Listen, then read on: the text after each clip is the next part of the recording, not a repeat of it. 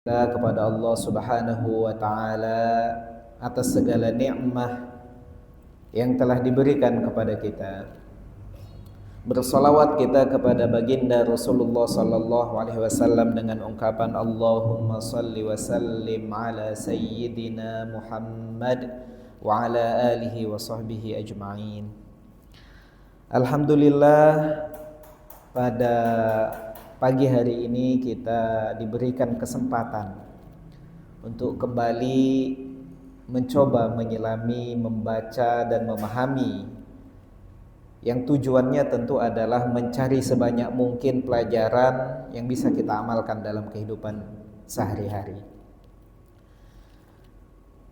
Alhamdulillah, pada kesempatan pagi hari ini kita melanjutkan setelah pekan yang lalu kita memulai membaca sedikit pembahasan para ulama tentang pengantar surah Al-Fatihah.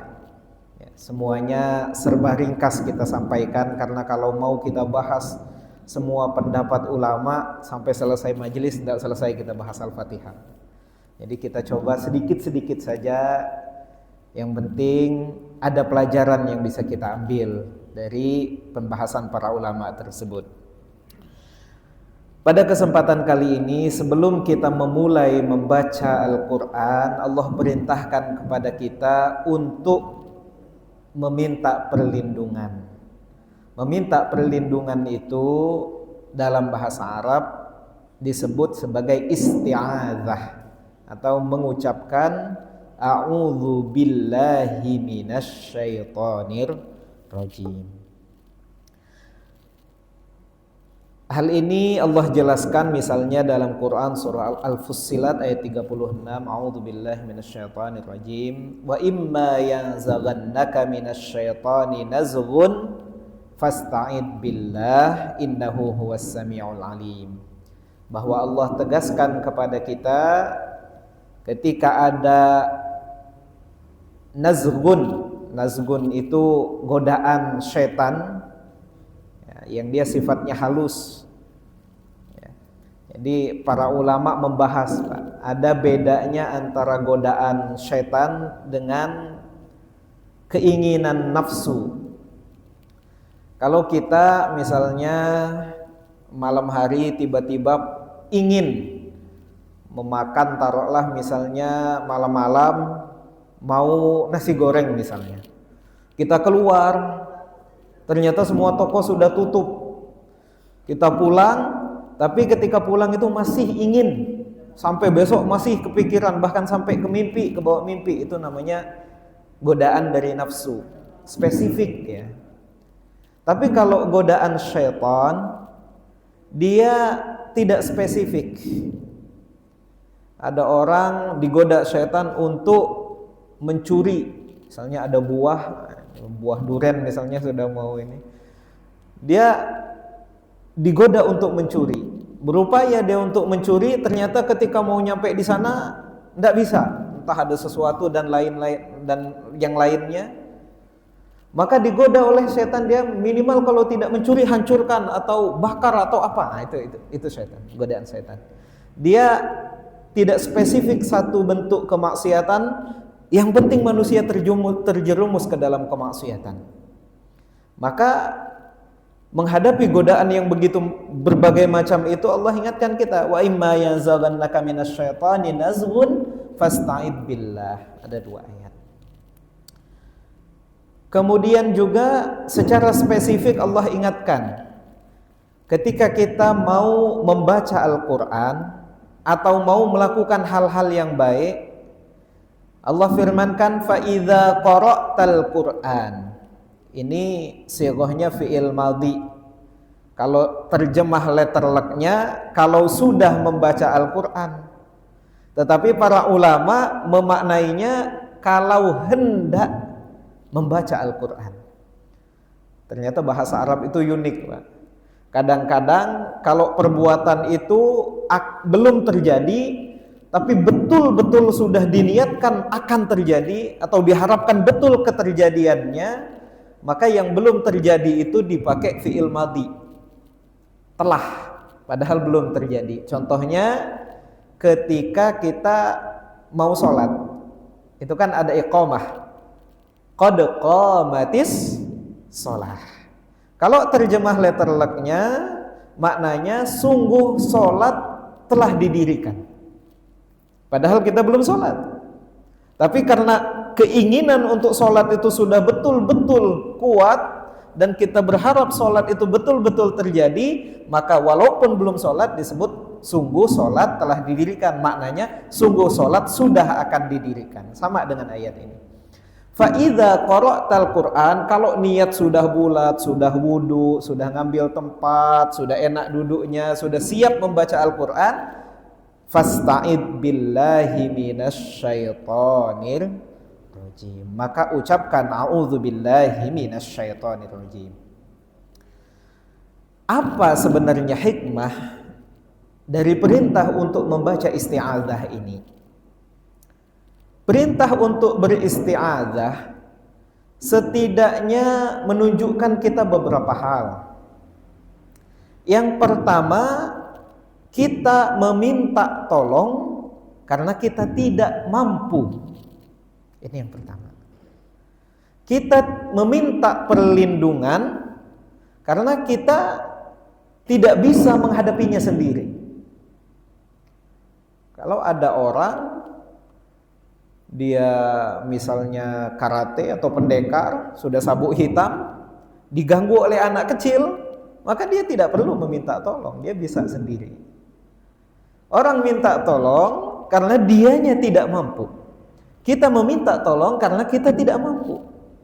Tidak mampu apa? Kedua, ini yang pertama, kita tidak mampu. Kedua, karena ada gangguan, ada godaan, ada musuh yang jauh lebih kuat, yang hebat, yang besar.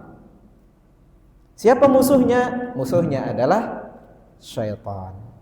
Kenapa musuhnya ini kuat? Kenapa musuhnya besar? Kenapa musuhnya kita tidak mampu untuk menghadapi?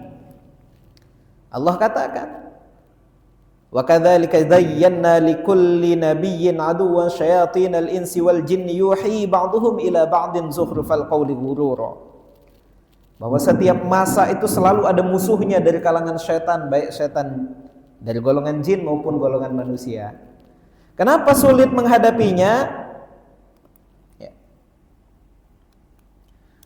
Sulit menghadapi syaitan itu karena Allah katakan innahu yarakum huwa wa qabiluhu min haitsu la tarawnahum. Setan itu sulit dihadapi karena dia menggoda kita dari tempat yang kita tidak bisa lihat. Jadi kalau ada musuh yang bisa kita lihat, mungkin masih bisa kita hadapi. Tapi yang kita hadapi ini syaitan yang tidak bisa kita lihat. Innahu yarakum huwa wa qabiluhu. Sesungguhnya dia, iblis dan keturunannya, wa qabiluhu, dan seluruh kabilah-kabilahnya itu, yarakum huwa wa qabiluhu min haitsu la tarawnahum, dari tempat yang tidak bisa kita lihat. Jadi satu, kita tidak mampu. Kenapa tidak mampu? Karena yang menggoda ini mengintai, melihat dari tempat yang tidak bisa kita lihat. Dan dari mana datangnya? Ini. Dia menggodanya, innahu yarakum huwa wa qabiluhu min haitsu la tarawnahum. Dia menggodanya dari mana? Dia menggoda, la'aqudanna lahum siratal mustaqim tsumma la'atiyannahum min baini aydihim. Setan itu menggoda baik dari depan, wa min khalfihim, dari belakang, wa an aymanihim, dari kanan, wa an syama'ilihim, depan belakang, kanan kiri. Ada ulama menjelaskan ada dua tempat yang tidak disebut, mana? Atas dan bawah. Atas itu perlambang ketika kita mengagungkan Allah melalui takbir. Bawah itu adalah perlambang ketika kita sujud kepada Allah Subhanahu wa taala. Itu cara lari dari gangguan syaitan. Maka menghadapi musuh yang tidak terlihat, yang datang dari depan, belakang, kanan, kiri, maka satu-satunya Tempat pelarian kita adalah kepada Allah Subhanahu wa taala. Kenapa Allah? Ini yang ketiga. Bahwa yang kita minta tolong, kita yakin betul mampu memberikan pertolongan. Nah, itu isti'adzah. Yang pertama, kita merasa tidak mampu. Kenapa? Kedua, karena lawannya berat, lawannya kuat. Kalau kita kuat, besar, diganggu sama anak kecil 5 tahun, tidak perlu minta tolong. Tapi kita tidak kuat, yang mengganggu lebih kuat, maka kita minta pertolongan kepada yang bisa mengalahkan pengganggu tersebut. Kenapa? Silogismenya begini, kita tidak bisa lihat setan, setan bisa lihat kita, maka kita tidak kuat. Maka kita minta pertolongan kepada yang bisa melihat setan, dan setan tidak bisa melihatnya.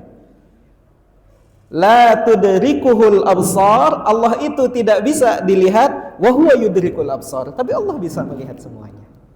Maka kita minta pertolongan kepada Allah agar diselamatkan dari godaan setan yang luar biasa ini. Nanti di surah Al-Baqarah akan dipaparkan lebih detail bagaimana besarnya godaan yang diberikan setan, dicontohkan kepada godaan yang diberikan kepada Nabi Adam dan Siti Hawa, insyaallah nanti dalam surah Al-Baqarah. Masyarul hadirin yang dimuliakan oleh Allah Subhanahu wa taala, a'udzu bermakna aku berlindung. Billahi kepada Allah, ba-nya di sini ada ulama memahaminya ba lil isti'anah, meminta pertolongan.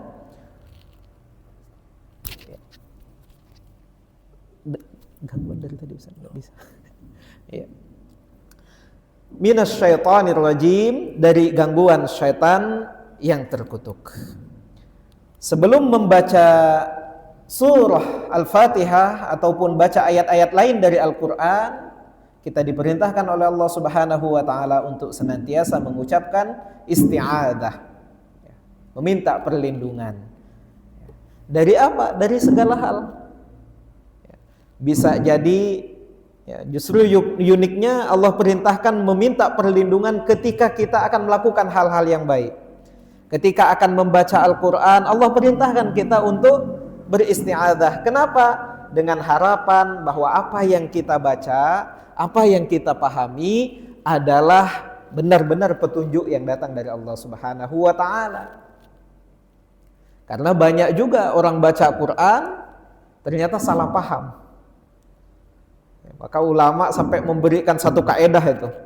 Man fassaral Qur'ana bighairi ilmin, ada yang membahasakannya bi ra'yihi, barang siapa yang menafsirkan Al-Qur'an tidak punya ilmunya, dengan hawa nafsunya sendiri, dengan pemikirannya tanpa melihat penafsiran-penafsiran ulama yang lain, falyatabawwa maq'adahu minan nar.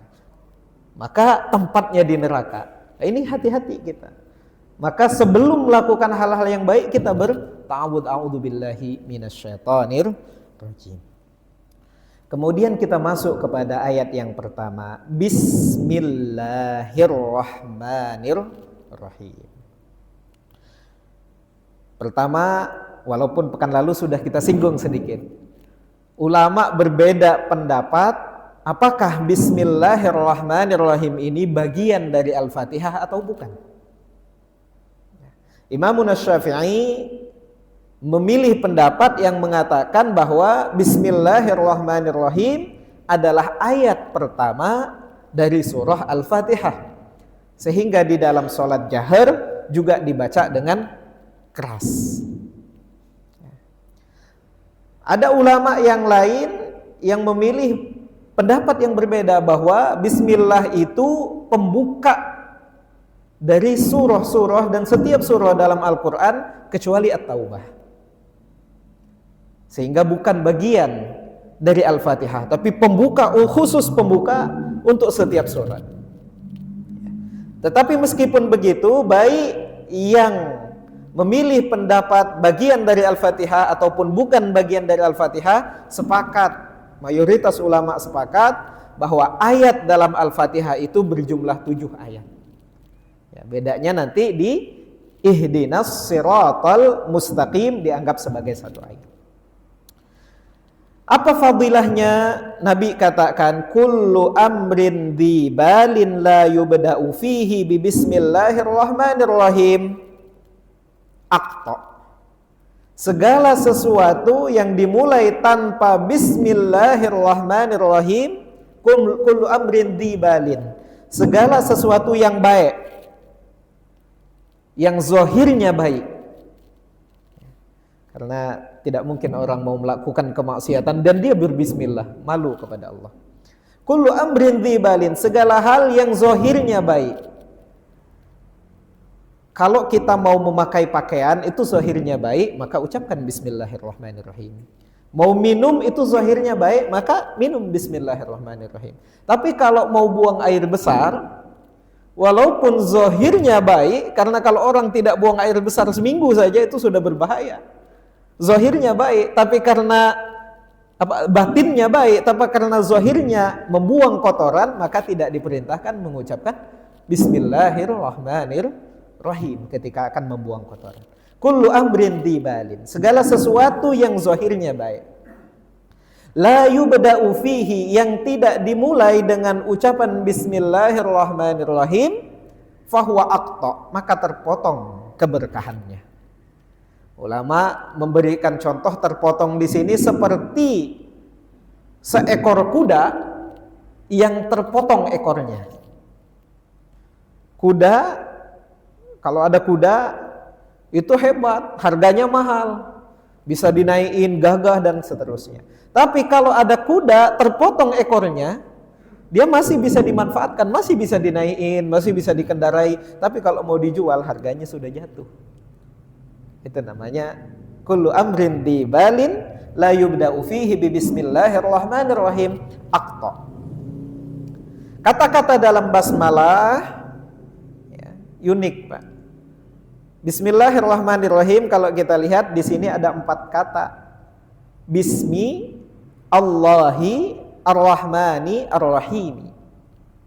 Ada ulama kemudian menghitung, ini ijazul adad, kemukjizatan hitungan dalam Al-Quran. Ada yang menghitung ismi itu diulang 19 kali dalam Al-Quran. Lafaz ismi.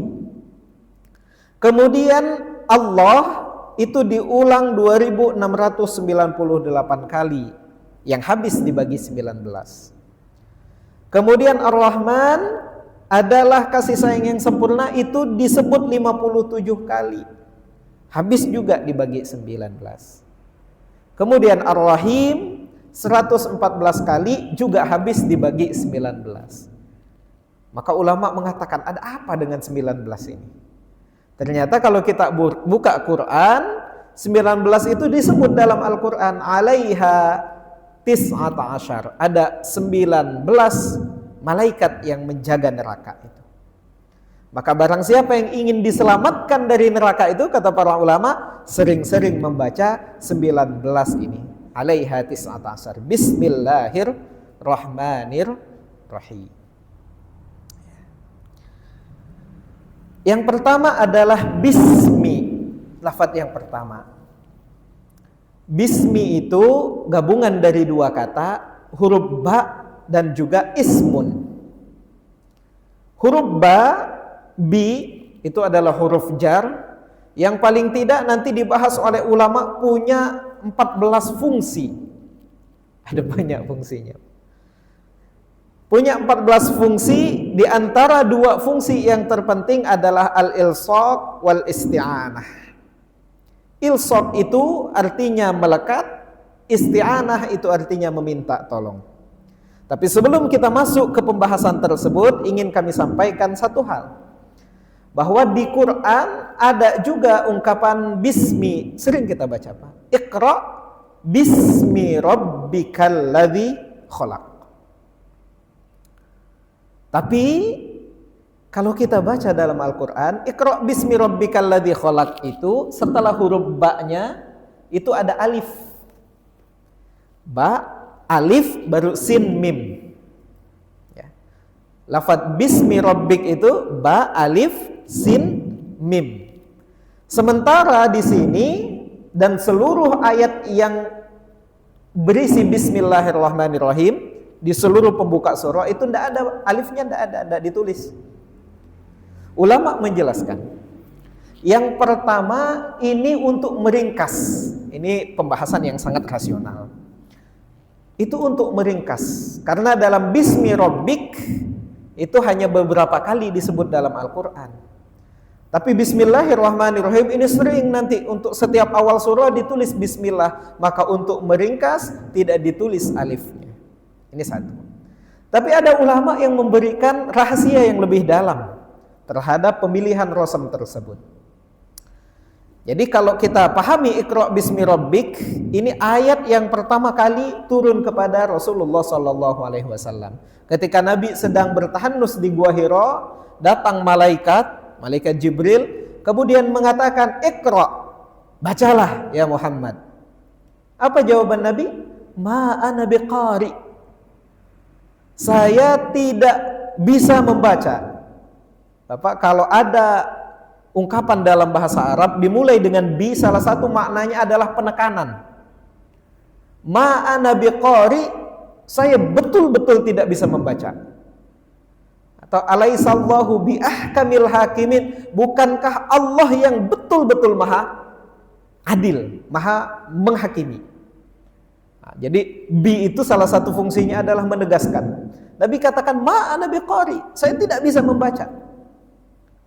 Iqra lagi kata malaikat, ma ana biqari, saya tidak bisa membaca.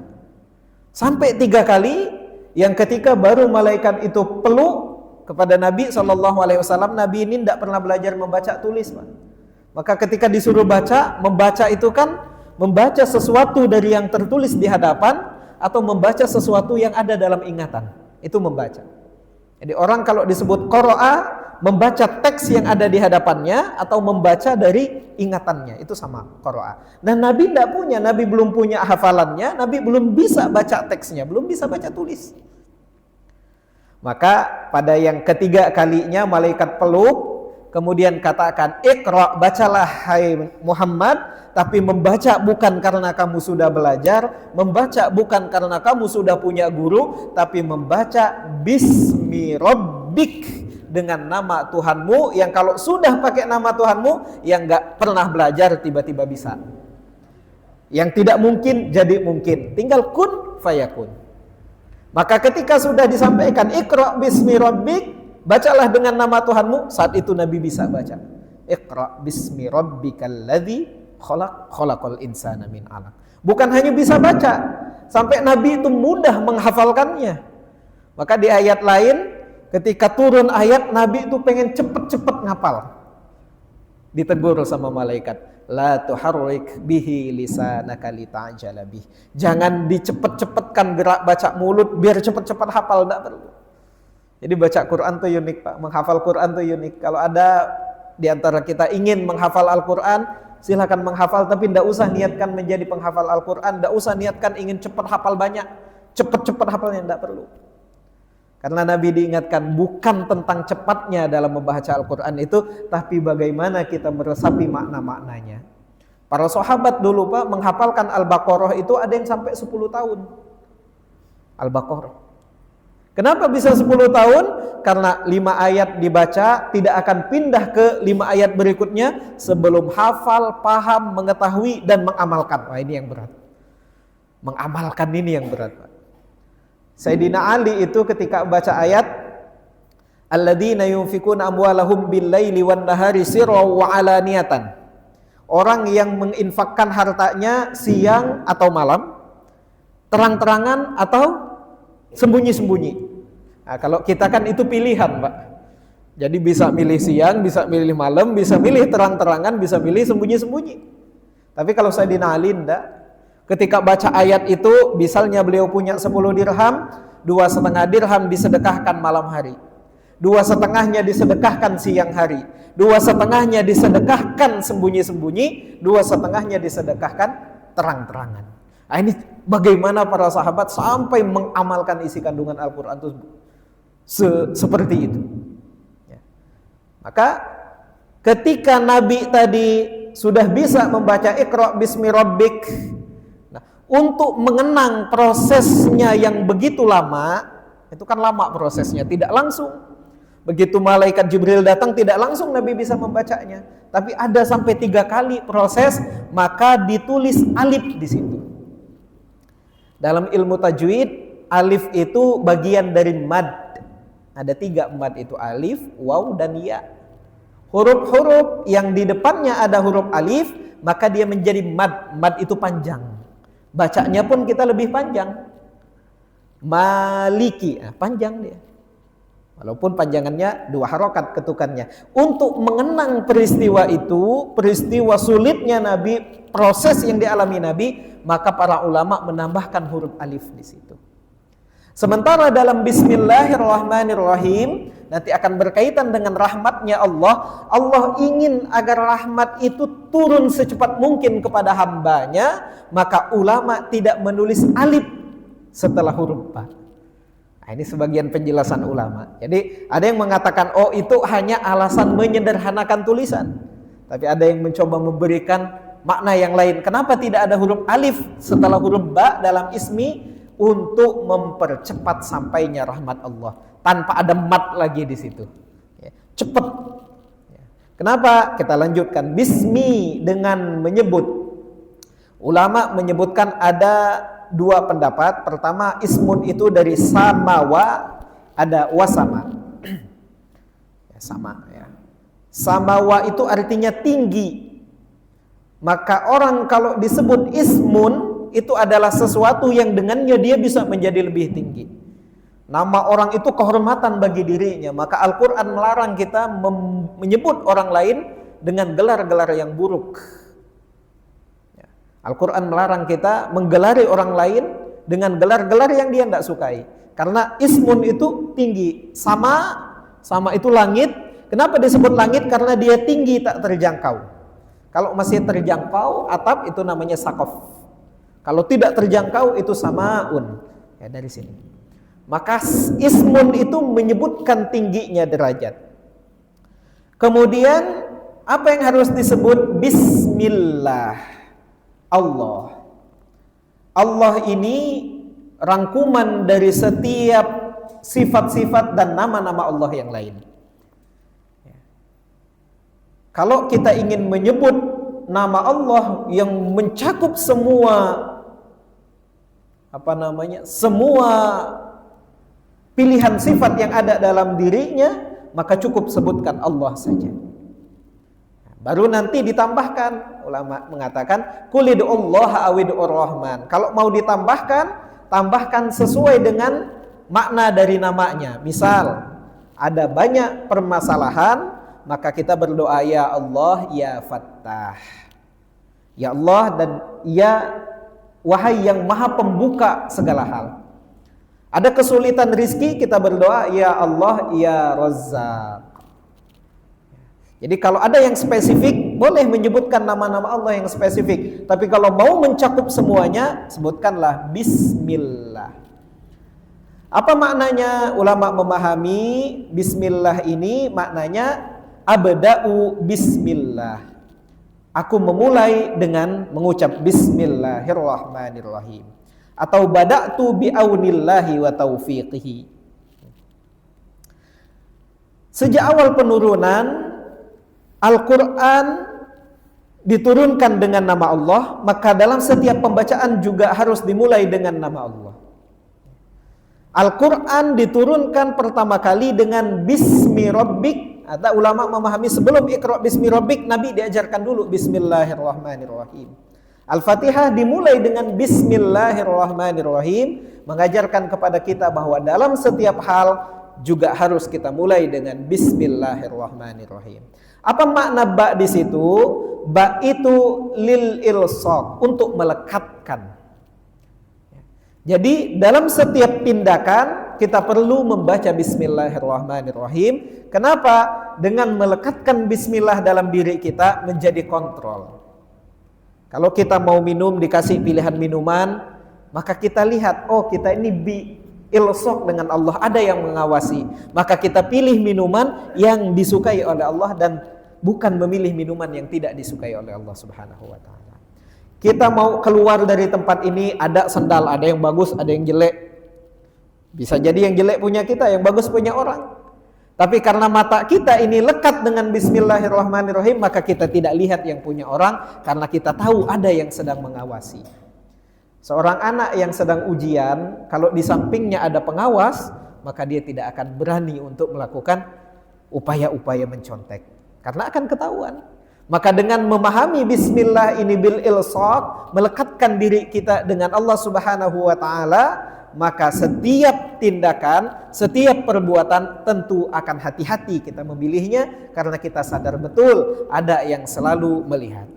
Ada yang memahaminya juga lil isti'anah, untuk meminta pertolongan, ya, meminta agar Bismillahirrahmanirrahim, dengan menyebut nama Allah yang Maha Pengasih lagi Maha Penyayang ini, kita meminta agar apa yang akan kita lakukan Allah berikan petunjuk agar sukses, agar sampai. Seorang petani itu Pak, dia hanya tahu dia cara mengolah tanah, cara dia mencangkul, cara dia memberi pupuk. Tapi bagaimana proses pupuk itu bisa menjadikan tanah itu subur, bagaimana hujan itu menjadikan tanah subur, bagaimana tanah itu bisa memunculkan benih dan lain-lain, dia tidak tahu. Dia hanya pada tahap-tahapan mampu mencangkul, mampu memasukkan benih ke dalam tanah, sampai situ. Sisanya adalah kuasa dari Allah Subhanahu wa taala. Maka agar dia sampai kepada tujuannya, dia membaca Bismillahirrahmanirrahim. Saat ini sudah pukul 5.58. Mungkin jika ada yang ingin didiskusikan, monggo silakan, insyaallah. Ya. Lalu kan Ustaz mengatakan ada beberapa ayat yang diturunkan sebelum Nabi diangkat oleh Nabi.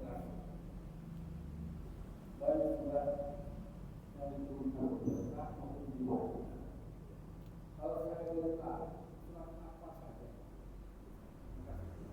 Ya, terima kasih. Saya luruskan sedikit bahwa wahyu itu diturunkan ketika Nabi diangkat menjadi Rasul. Nah, tapi dari diangkatnya Nabi menjadi Rasul sampai Nabi hijrah ke Madinah itu masih ada kurang lebih 13 tahun. Nah, jadi yang disebut Makkiyah itu surah-surah yang diturunkan sebelum Nabi hijrah, tapi setelah Nabi diangkat menjadi Rasul sallallahu alaihi wasallam. Ulama merinci kurang lebih ada 86 surah Makkiyah, ada 28 surah Madaniyah. Nanti ada beda-beda pendapat. Banyak beda-beda ulama beda-beda pendapat. Oh, ada yang bukan 86, tapi ternyata 85, 84 dan seterusnya. Karena ada memang beberapa surah yang dianggap turun 2 kali. Di Makkah turun, di Madinah turun lagi. Nah, salah satunya surah Al-Fatihah ini. Ada ulama mengatakan Fatihah ini 2 kali. Jadi beda-beda pendapatnya begitu. Ya, nanti bisa dirunut dalam Al-Itqan misalnya dijelaskan apa saja 86 surahnya itu, diantaranya mayoritas surah di juz amma kecuali beberapa itu surah yang turun di Mekah semua. Kecuali beberapa surah saja. Surah-surah yang panjang Al-Baqarah, Ali Imran, An-Nisa, Al-Maidah itu turun di Madinah atau setelah Nabi hijrah. Kemudian ulama membuat rumusan, gampangnya begini, kalau surahnya pendek-pendek, isinya banyak tentang tauhid seperti Qul huwallahu ahad, yang pendek-pendek isinya tentang tauhid, ringkas sebagai bahasanya, dan biasanya dimulai pakai ya ayyuhan nas. Kalau ada seruan wahai manusia, itu biasanya ciri dari surah-surah Makkiyah. Sementara kalau surahnya panjang-panjang, isinya banyak tentang hukum. Nah, kalau ada isinya tentang hukum, dan biasanya dimulai dari ya ayyuhalladzina amanu, hai orang-orang yang beriman, itu ciri-ciri surah Madaniyah. Kurang lebih 28 surat. Sedikit tapi panjang-panjang. Nah, Al-Makkiyah kurang lebih 86 tapi surahnya pendek-pendek. Kurang lebih begitu. Monggo sini. Ya.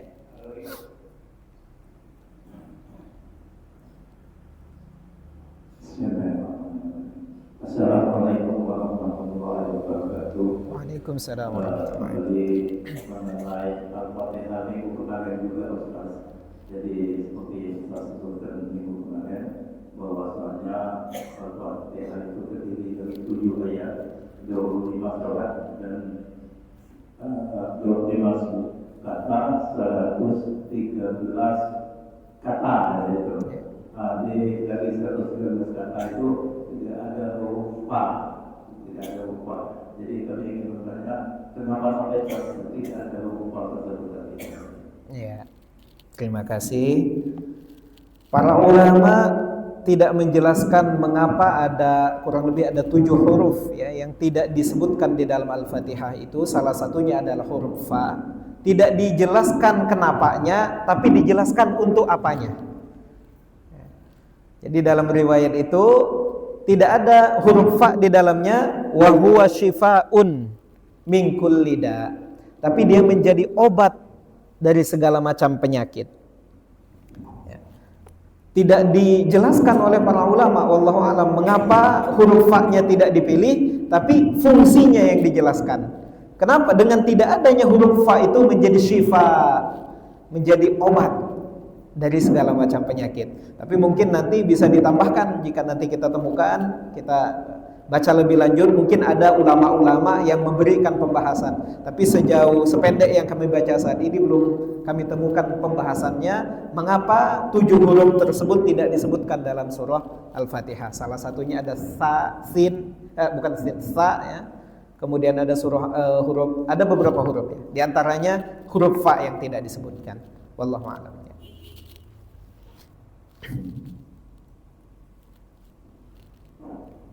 Assalamualaikum warahmatullahi wabarakatuh. Waalaikumsalam warahmatullahi wabarakatuh. Kemudian setan Pak Ustaz.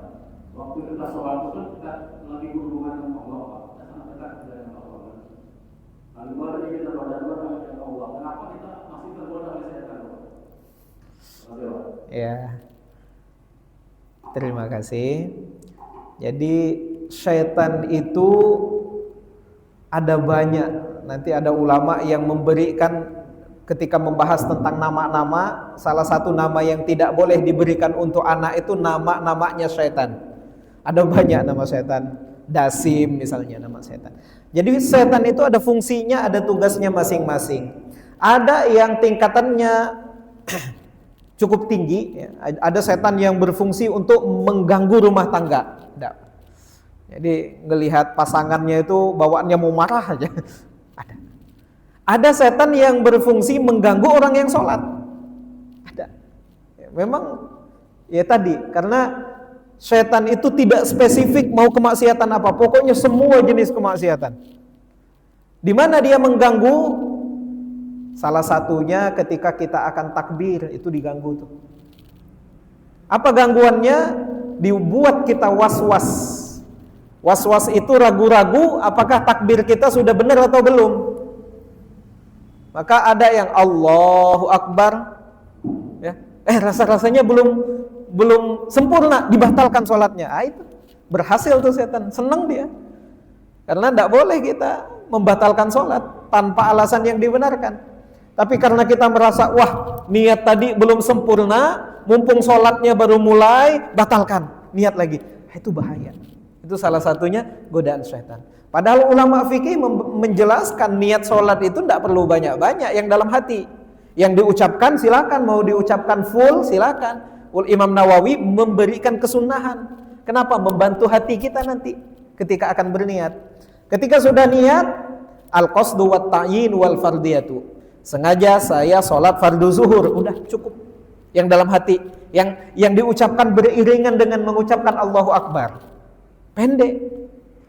Tapi karena setan tadi membuat kita was-was, oh tadi niatmu belum sempurna, mumpung sholatnya belum banyak, belum sampai selesai, yuk kita mulai lagi, batalkan sholatnya. Itu was-was. Ada setan yang godaannya itu membuat kita lupa rakaat. Membuat kita lupa rakaat, Pak. Ya, biasa. Ada yang membuat kita lupa bacaan dan lain-lain. Ya. Maka salah satunya adalah Allah berikan hikmah dalam setiap pergerakan itu ada ungkapan Allahu Akbar. Ketika akan takbiratul ihram itu Allah ingatkan kita, Allahu Akbar, Allah Maha Besar. Maka semua yang lain itu kecil, gangguan setan itu kecil, was-wasnya tadi bilang niat kita belum sempurna itu kecil, udah lupakan. Kenapa? Ada Allah yang Maha Besar. Fokus lagi kepada Allah yang Maha Besar. Baca kita Al-Fatihah, ketika akan ruku, mungkin dalam waktu kita tadi sudah ingat kita kepada Allah, ketika akan ruku lupa lagi, diganggu lagi. Maka ucapkan lagi Allahu Akbar, sehingga yang lainnya kecil. Mungkin setan memberikan kita ingatan, memberikan kita pikiran, oh tadi kerjaanmu belum selesai, maka lakukan ini. Ingat yang itu kecil, karena ada Allah yang Maha Besar. Dari ruku akan bangun lagi, ucapkan lagi Allahu Akbar. Ya. Sampai ulama tuh, ini anekdot Pak. Ada ulama, ini benar atau tidaknya wallahu alam, tapi lumayan masyhur ceritanya. Ada ulama yang lupa barangnya. Lupa dia naruh barangnya di mana. Karena lupa, ya sudahlah, daripada capek nyari, dia sholat. Ketika dia sholat, ingat dia barangnya di mana. Setelah sholat, nah ternyata setan lebih senang saya ingat kepada barang daripada saya ingat kepada Allah Subhanahu wa Ta'ala. Ada ulama yang sampai begitunya, karena dia tahu setan itu akan selalu menggoda. Ya. Maka Allah kasih kita bantuan. Ya, kalau dalam permainan itu ada titik aman. Mana titik amannya ketika kita Allahu Akbar, itu titik aman tuh. Ya, ingat lagi bahwa Allah Maha Besar, yang ganggu kita tadi, ingatan-ingatan tadi hilangkan. Mau sujud begitu lagi Allahu Akbar, Allah Maha Besar, yang lainnya kecil, gangguan setan itu kecil, maka senantiasa kita meminta kepada Allah. Maka juga dibiasakan dalam melakukan hal-hal yang baik, dimulai dengan a'udzubillahi minasyaitonirrajim, dimulai juga dengan bismillahirrahmanirrahim yang sudah kita bahas pada hari ini. Satu lagi mungkin bisa ya, pertanyaan terakhir.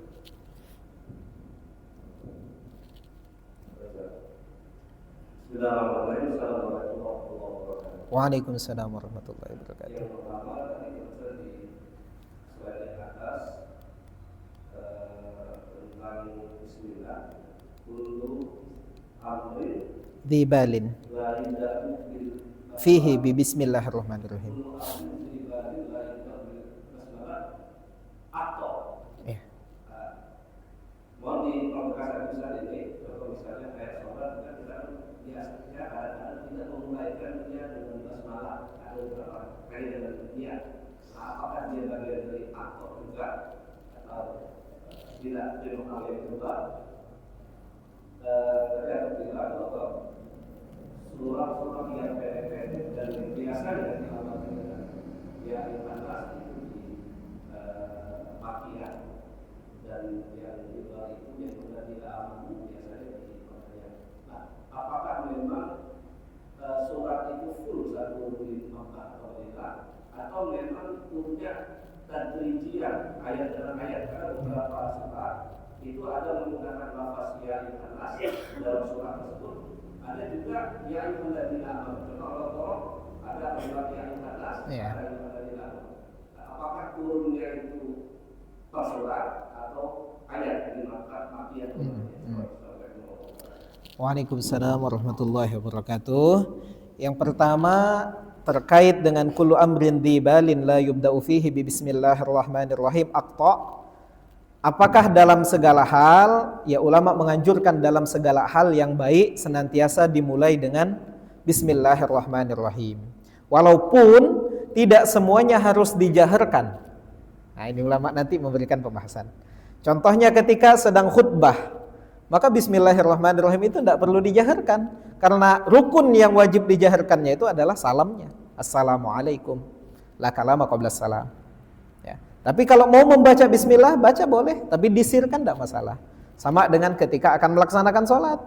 Ya, ya tentu kita berkeyakinan bahwa siapapun yang akan melaksanakan sholat, dia sudah betul-betul siap.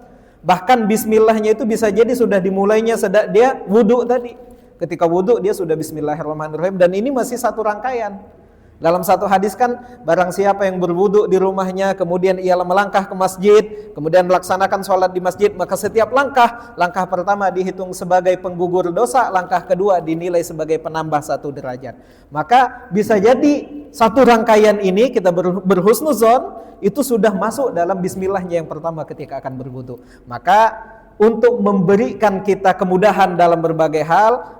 Dalam hal-hal yang baik selalu biasakan mengucap bismillahirrahmanirrahim, sehingga bisa jadi misalnya ketika akan sholat lupa memulainya dengan bismillah, walaupun di dalam nanti ketika akan membaca Al-Fatihah pasti membaca bismillah lagi ya. Tapi dengan memulai segala sesuatu itu ibtidaannya itu dengan bismillah, maka semoga satu rangkaian utuhnya itu sudah termasuk dalam lingkup bismillahnya tadi ya. Karena ada hadis yang mengatakan begitu, wudu di rumah kemudian jalan ke masjid, setiap langkahnya itu sudah dinilai pahala, belum sholat. Baru wudu di rumah, kemudian melangkah ya. Kalau sekarang mungkin naik mobil atau naik motor, setiap putaran rodanya motor itu dinilai satu pahala di sisi Allah Subhanahu wa taala. Yang kedua, tentang makkiyah dan madaniyah tadi itu hanya ciri-ciri umum saja. Ternyata ada juga nanti ditemukan, dibahas oleh para ulama, ada juga madaniyah yang ya ayuhan nas, ada juga makkiyah yang ya ayyuhal ladzina amanu, ada juga ternyata. Ya, tidak menjadi patokan umum, dan memang turunnya ya tadrij. Tidak langsung turun satu utuh, sudah kita bahas sebelumnya. Ya, ada momen-momennya kapan surah ini turun, kapan surah ini turun, tetapi memang nanti ada yang full utuh turunnya di Madinah. Seperti surah Al-Baqarah, mayoritas ulama mengatakan dari awal sampai akhirnya itu madaniyah. Ya. Mulai ayat pertamanya itu bukan alif lam mim. Ayat pertama Al-Baqarahnya itu nanti ayat tentang perpindahan kiblat. Itu ketika pertama-tama datang di Madinah turun ayat tentang itu. Ayat terakhirnya wattaqu yauman turja'una fihi ilallah tsumma tuwaffa kullu nafsin ma kasabat wa hum la yudlamun. Itu semuanya madaniyah, walaupun ada ya ayuhan nasnya di situ. Ya, jadi ini hanya ciri umum saja. Ya, walaupun nanti ulama mengatakan oh tidak bisa diberikan ciri umum karena ya ada tadi ada pengkhususan. Tapi untuk mempermudah kita mencirinya saja. Ya, memberikan cirinya saja. Ya. Betul kata Ustadz tadi, tidak langsung, tidak otomatis begitu kita baca ya ayyuhalladzina amanu, oh ini pasti madaniyah. Ya ayyuhan nas ini pasti makkiyah. Enggak. Ya. Ini ciri mayoritas biasanya. Kenapa? Karena yang dihadapi di Makkah itu orang-orang yang banyak, orang-orang yang musyrik di situ, tidak semuanya komunitas mukmin. Tapi ketika sudah di Madinah, yang dihadapi adalah komunitas muslim, ya ayyuhalladzina amanu, komunitas Yahudi, Nasrani, ya ahlal kitab, dan alladzina utul kitab. Nah, ini untuk membedakan saja, kurang lebih begitu, Ustaz, ya. Sudah pukul 6.14, kita insyaallah kita lanjutkan pada pertemuan-pertemuan yang akan datang. Kita akhiri dengan doa, a'udzubillahi minasyaitonirrajim, bismillahirrahmanirrahim, alhamdulillahirabbil alamin, Allahumma shalli wa sallim ala sayyidina Muhammad, Allahumma dzakkirna mimma nasina wa 'allimna ma yanfa'una wa zidna ilma, wa sallallahu ala sayyidina Muhammad walhamdulillahirabbil alamin, wallahul muwaffiq ila aqwamit thoriq, wassalamu alaikum warahmatullahi wabarakatuh.